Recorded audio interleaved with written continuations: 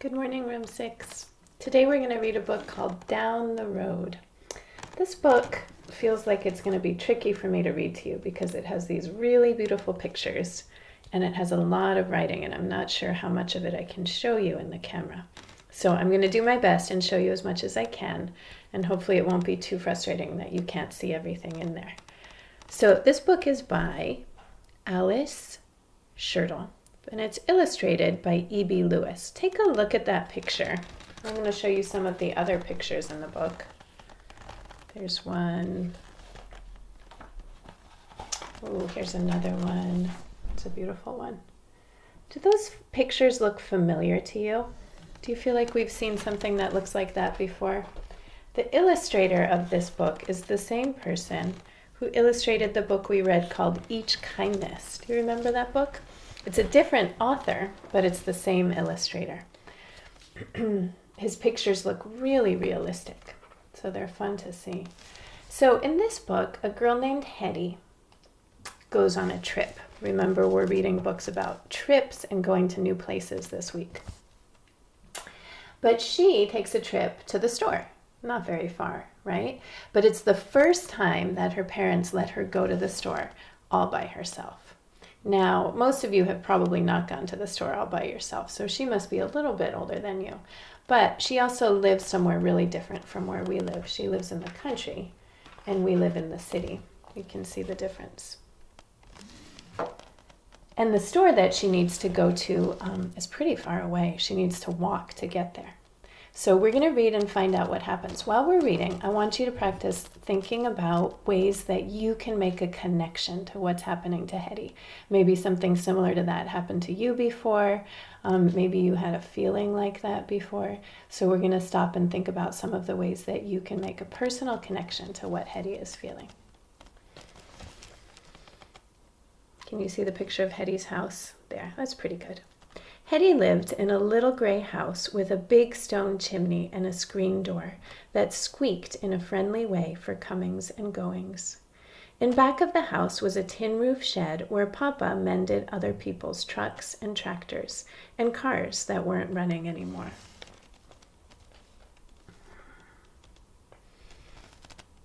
In front of the house was a dusty road that ran through a field, up over a hill, and out of sight. Sometimes Hetty walked with Mama down the dusty road.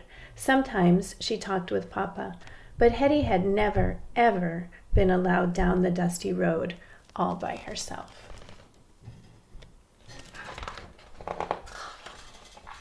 One afternoon, Mama said, "Mr. Birdie's speckled hens are laying. Wouldn't fresh eggs be nice for tomorrow's breakfast?" She sighed and shook her head. "I just don't have time to walk all the way to Mr. Birdie's. It's too bad." "Scrambled eggs for breakfast," said Papa.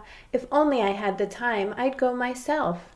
"I can do it," said Hetty. "I'm big enough to go to Mr. Birdie's all by myself." "Well," said Mama.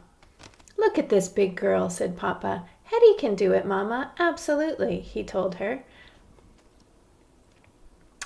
Papa gave Hetty a handful of coins and a wicker basket.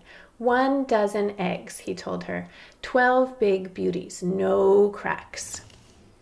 "Be sure to say thank you to Mr. Birdie," said Mama. "Come straight home," said Papa. "Don't dilly-dally," said Mama. I'm going to stop there for a second. I want you to think about, did you ever get to do something all by yourself for the first time? Did somebody in your family say, "I think you're big enough. I think you can do it all by yourself"? If you can think of something, tell someone who's watching the video with you. Or just tell me, and I can pretend that I can hear you.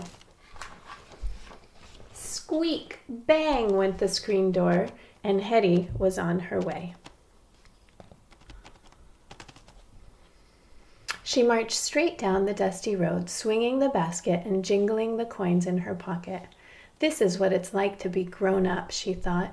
"You have money in your pocket and you can go down the road all by yourself."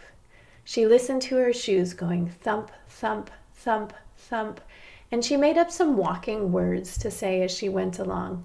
"Down the road, 1 and 2, eggs for breakfast, howdy do, eggs for breakfast, clickety-clack, Eggs for breakfast, not a crack.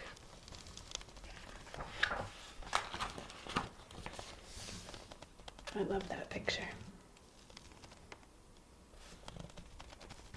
Bump went the basket against Hetty's knee. Bump, bump, bump. When this basket is full of eggs, thought Hetty, I'll walk my smoothest so they won't roll around and break. She practiced walking as if she were skimming across a frozen pond on ice skates. Pretty soon her walk was so smooth that she balanced the wicker basket on her head and climbed all the way to the top of the hill before it fell off. With the basket over her arm, Hetty raced down the other side, her pigtails flying. There she is, balancing the basket.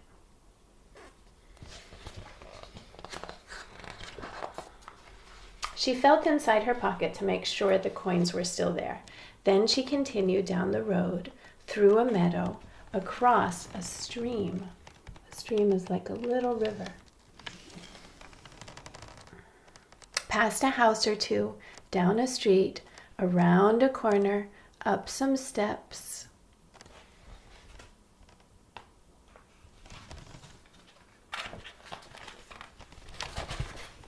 And into the cool shadows of Mr. Birdie's Emporium and Dry Goods Store. So this is like what a corner store might have looked like a long time ago. You can see everything you might need, but it's pretty small.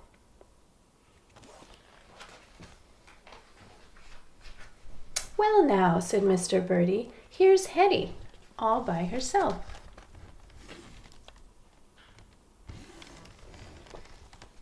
Good day, Mr. Birdie, said Hetty, just as Mama would have said.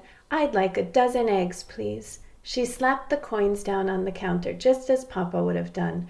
12 big beauties, no cracks.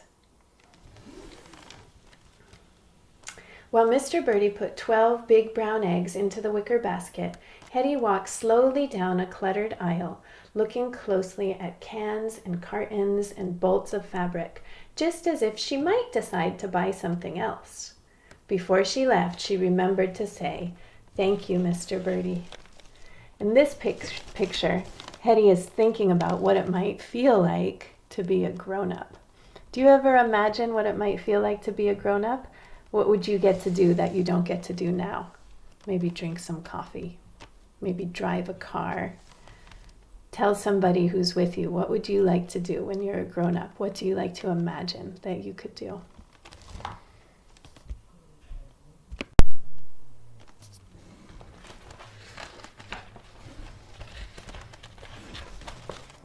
Around the corner went Hetty, down the street, past a house or two, doing her smooth walk and holding the basket carefully so it wouldn't bump against her knees. When she came to the stream, she stopped with one foot on a fallen log. What if it wobbles, thought Hetty. What if this log wobbles me off and I drop the eggs? She stepped down into the cold water and splashed across the stream, straight across to the other side. No use taking a chance, thought Hetty. You see what she's doing there? She was worried that the log, which is that piece of wood, might wobble and she might fall. So instead, she just put her feet in the water and walked across. Now her feet are going to be wet.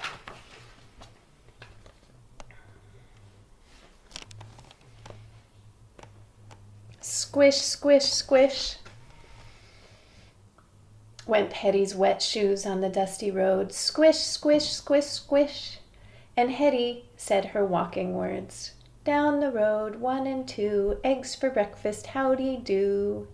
Hetty was so busy doing her smooth walk and saying her walking words and admiring the eggs in the basket that she didn't see a rock sticking up in the middle of the road. She walked along, getting closer to the rock with every step.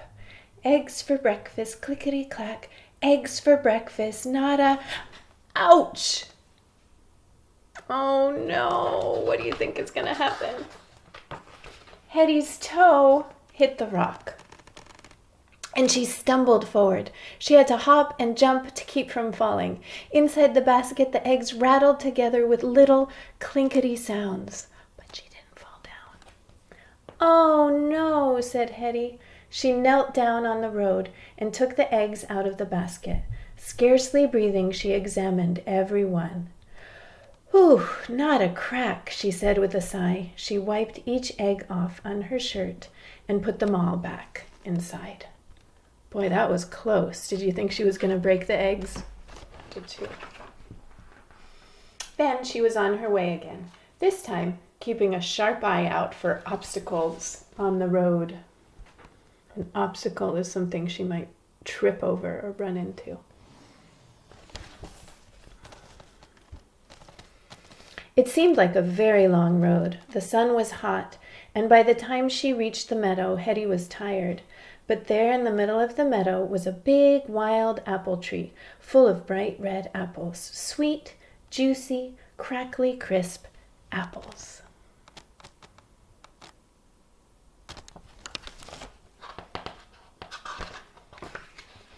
Papa's favorites. Mama's too.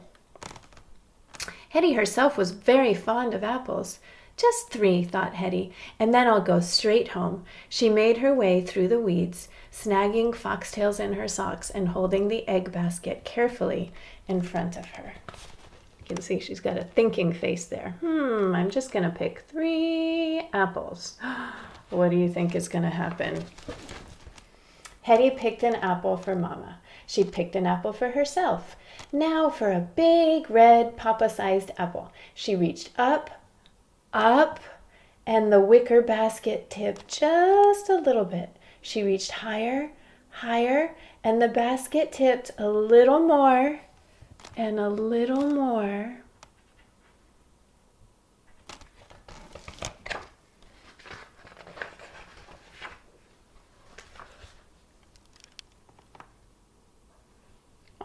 No. Splat. Hetty wanted to cry.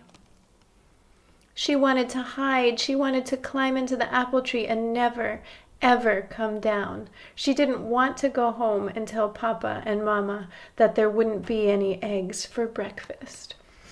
I'm feeling so bad for Hetty right now. Are you feeling bad too? Imagine what it would feel like if someone in your family trusted you to go do something big like that, like go to the store all by yourself, and then she broke all the eggs. I bet she's feeling really, really bad.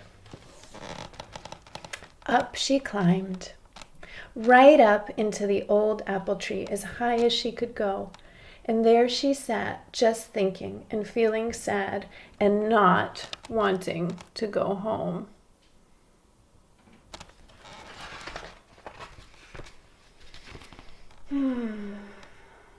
After a long time, Hetty saw something moving way down the dusty road.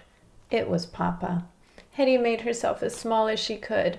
Papa, whose sharp eyes never missed a thing, came striding through the tall meadow grass. "So," he said, "this is where I found you. Is this how you bring eggs home for breakfast?" "I was picking apples for us," said Hetty with a sob. "I broke the eggs, Papa, every single one."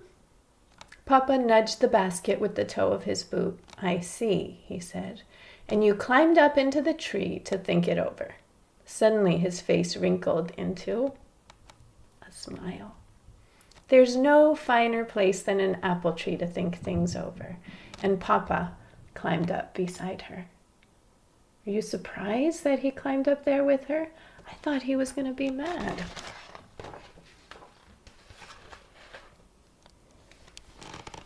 By the time Mama came through the meadow grass, there was a pile of apple cores underneath the tree. Hetty and Papa, there's Mama. Hetty and Papa had chins sticky with apple juice. Mama nudged the basket with the toe of her shoe. Just look at this. I'm waiting for 12 beautiful eggs, and what do I find? Shells. "I'm sorry, Mama," said Hetty. "I dropped the eggs. I was trying to pick some apples." "Fine, sweet apples," said Papa. Mama stared up into the tree. "Well, well," she said, "just look at the 2 big birds in the apple tree." Papa whistled like a magpie. "Tweet, tweet, tweet," went Hetty. Pretty soon, There were 3 big birds in the apple tree. It's actually the 3 of them. Mama put her arm around Hetty. I'd almost forgotten how lovely the world looks from a tree, Mama said. Everyone should spend some time in an apple tree, Papa agreed. Absolutely.